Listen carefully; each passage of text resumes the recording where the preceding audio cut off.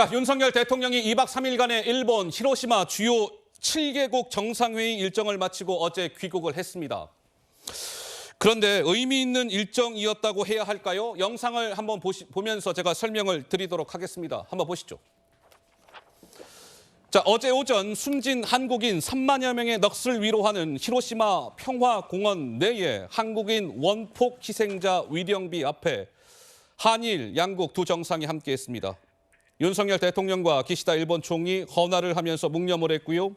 원폭 피해자와 후손들도 이 장면을 지켜봤습니다. 한일 정상의 공동 참배, 역사상 처음 있는 일이라고 하고 대한민국의 대통령이 저 위령비를 찾은 것 역시 처음이었다고 합니다. 자, 그런데요, 한번 보시죠.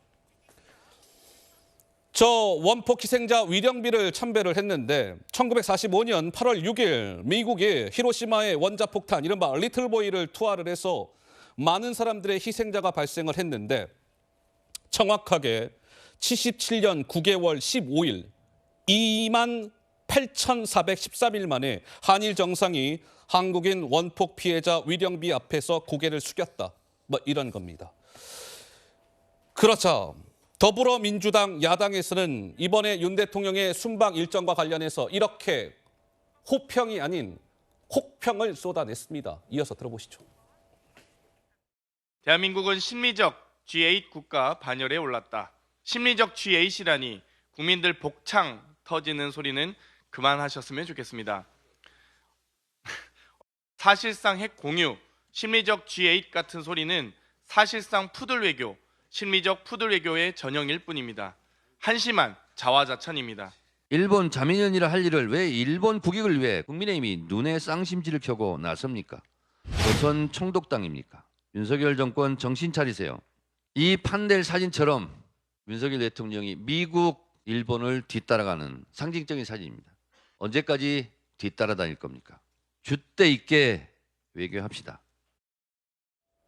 네, 장경태 최고는 약간 좀 비웃는다고 해야 될까요? 공식 회의석상에서 저런 얘기를 했고 뭐 푸들 외교다 뭐 이런 얘기까지 쏟아냈습니다. 양 변호사님은 좀 어떻게 들으셨습니까? 그래서 이게 이제 원폭 위령비를 찾아가서 참배한 걸 두고 한 건 아니고요. 여러 가지 이번 순방에 전제를 통틀어서 들고 평가를 이렇게 한 있죠. 것이죠. 그리고 이제 예. 이번에 갔었을 때도 계속해서 이제 민주당에서 그리고 또 야권에서도 일부 주장하고 있는 부분들은 뭐냐면 이게 너무 미국과 일본에 치우친 외교를 계속해서 하고 있다라는 거죠. 그리고 대표적으로 사실 뭐 바이든 대통령이 뭐 우리 윤석열 대통령을 반긴다 이런 부분들이 나오는 이유가 그냥 우리 일반 사회생활에서도 누군가 누구를 굉장히 반긴다라고 하면 아, 그 사람이 나한테 되게 잘해줬다라고 하는 게 맞지 않습니까? 뭐 예. 실제로 지난번 미국에 갔었을 때도 뭐 이걸 가지고 한미 동맹이 강화됐다고 보는 측면도 있는 반면 미국 쪽에만 너무 의존하다 보니까 이 바이든 대통령이 재선 선언을 선거에 다시 나가겠다는 외교 관계에서 그런 일을 하는 분도 있었지 않습니까? 예. 그런 부분에 대해서 너무 한쪽에 치우쳤다. 그리고 여전히 과거사 문제에 대해서는 발언을 하고 있지 않으니까 기시다 총리는 예. 그런 부분을 민주당에서 지적을 하는 거죠.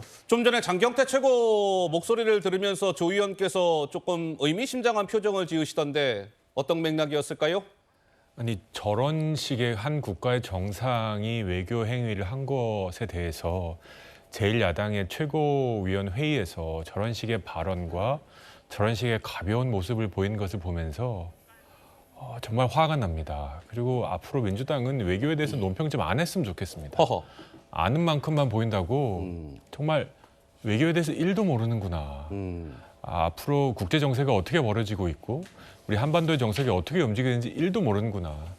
그냥 국내 문제에 대해서는 예. 트집 잡을 거 있으면 트집 잡고 싸울 수 있다고 생각합니다. 하지만 국가 간의 외교가 걸린 문제는 상대가 있는 거고 우리나라의 국익이 걸린 문제입니다. 어허. 저런 식의 아무것도 모르고 내용도 모르고 나 아무것도 모름, 무식함 뭐 이런 걸 드러내는 그냥 말로 자극의 연속을 통해서 예. 정상 간의 외교의 흠집을 낼 수 있다고 믿는 저 자체가 만약에 지난 대선에서 민주당이 승리해서 이재명 대표가 대통령이 돼서 대통령이 일본에 됐다면. 초대받아서 가면 예. 뭐라고 논평할 겁니까? 아이고. 뭐라고 논평할 겁니까? 예. 정말 역지사지하는 마음, 정말 국익 앞에서는 당적을 좀 내려놓고 좀 정신을 차리고 논평을 했으면 좋겠습니다. 자, 장경태 최고의 이야기까지 해봤고요. 이번 G7 정상회의에서는 이러한 모습들도 좀 포착이 됐습니다. 한번 보실까요? 그제였습니다. G7 정상 확대 회의에 참석한 바이든 미국 대통령, 다른 나라 정상들을 지나쳐 반대편으로 후다닥 뛰어갑니다. 글쎄요, 반가운 얼굴을 본 모습인 것 같은데 바이든 대통령이 찾아간 사람은 바로 윤석열 대통령. 두 사람은 귓속말을 하기도 하고요. 서로를 토닥토닥하면서 웃음이 가득한 인사를 나눴습니다. 이날 친교 만찬에서도 윤 대통령 옆자리에는 바이든 미국 대통령이 자리를 했다. 대각선 맞은편에 기시다 일본 총리가 앉았습니다. 양국 정상은 다양한 의견을 교환했다. 대통령실이 그렇게 밝힌 가운데 어제 회의에서는 윤 대통령이 먼저 바이든 미국 대통령을 찾아가 인사를 하는 모습을 보이기도 했습니다. 이를 두고 한미 동맹이 강화된 결과 아니겠느냐, 뭐 이런저런 평가들이 나오고 있는 가운데 오늘 리얼미터 조사를 잠깐 보겠습니다. 한번 보시죠.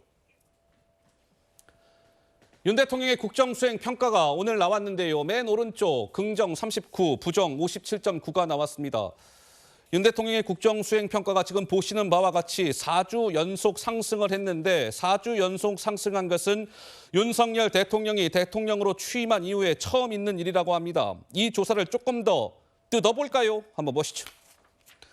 20대와 30대의 지지율 상승폭이 컸다. 뭐 이런 것이죠. 20대에서는 지난 조사에 비해서 윤 대통령의 오늘 지지율은 20대에서 11.1%포인트가 올랐고 30대에서는 5.3%포인트가 올랐습니다. 장채고 짧게 평가에 한 말씀 들을까요? 그러니까 물론 저희 정부 여당이 지금의 지지율에 뭐 만족하거나 자화자찬하겠다는 것은 일희일비할 건 결코, 아니다. 네, 예. 아니지만 이게 한번 떨어졌다가 다시 올라온 것이기 때문에 더 값지다는 말씀을 드리고 싶습니다. 사실 지난 3월에 한일 정상회담 관련해서는 윤석열 대통령의 통 큰 결단이 있었지만 이 국민들 사이에서 우려하는 시각들이 꽤 있었던 게 사실입니다. 하지만 그것이 4월에 미국 국빈 방문과 또 기시다 총리의 답방, G7을 거치면서 3월 이전으로 회복되었어요. 그럼 앞으로 좀 외교와 관련해서 윤석열 대통령이 담대한 결단을 내릴 때 이제 국민들은 이 두 달을 겪으셨기 때문에 그래도 우리 정부가 무언가 큰 그림을 그리고 있구나라고 신뢰해 주실 가능성이 조금 더 크지 않겠나. 이 같은 신뢰를 바탕으로 더욱더 이 담대하고 통 큰 외교 행보를 계속 해 나가야겠죠. 알겠습니다. 윤 대통령의 지지율 얘기까지 해봤습니다.